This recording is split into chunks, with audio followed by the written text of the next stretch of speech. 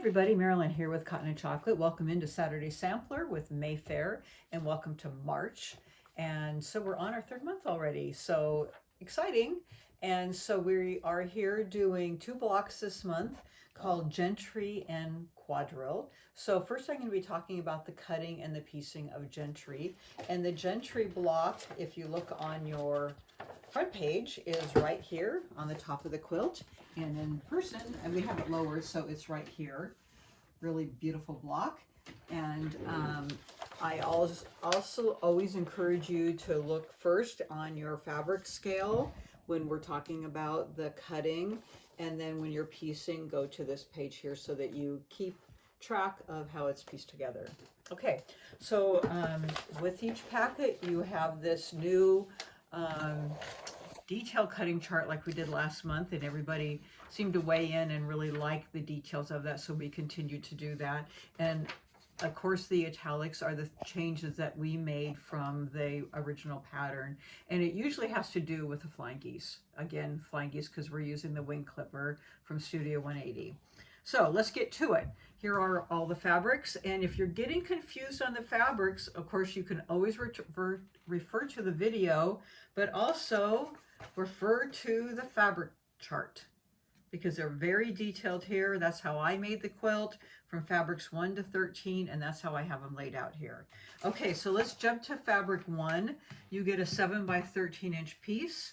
So the first thing you're going to do is turn it sideways. You're going to cross cut two 3 1/4 inch by 7 inch pieces, and from each piece you're going to cut two 3 1/4 inch squares for a total of 4.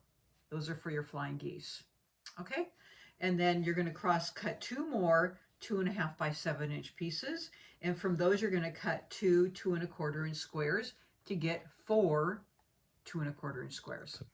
Okay, so there we go with fabric 1. Okay, from fabric 2 you get a 4 by 7 inch piece. You're going to square the strips to 3 1/4 inch. So cut it down to 3 1/4 inches, and then you're going to cross cut two 3 1/4 inch squares. Okay, and those are for our square in the squares.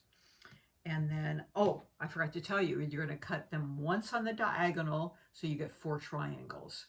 Okay, so you have 4 triangles for your square in a square.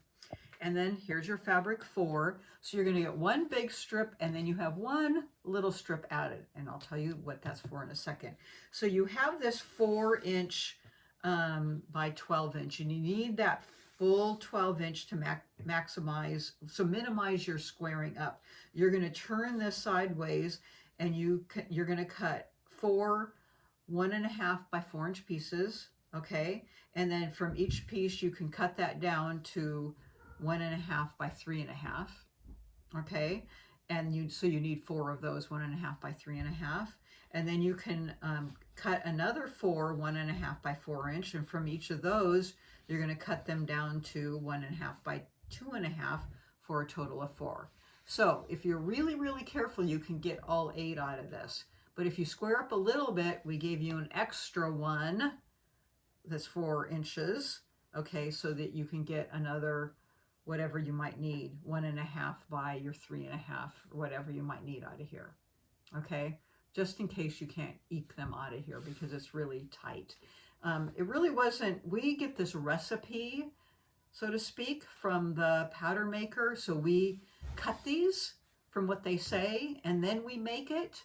So when we made it, we went, ooh, we didn't realize how tight it was. So we cut that extra afterwards when we made this for the block before we filmed. It went, okay, that's not going to really work very well.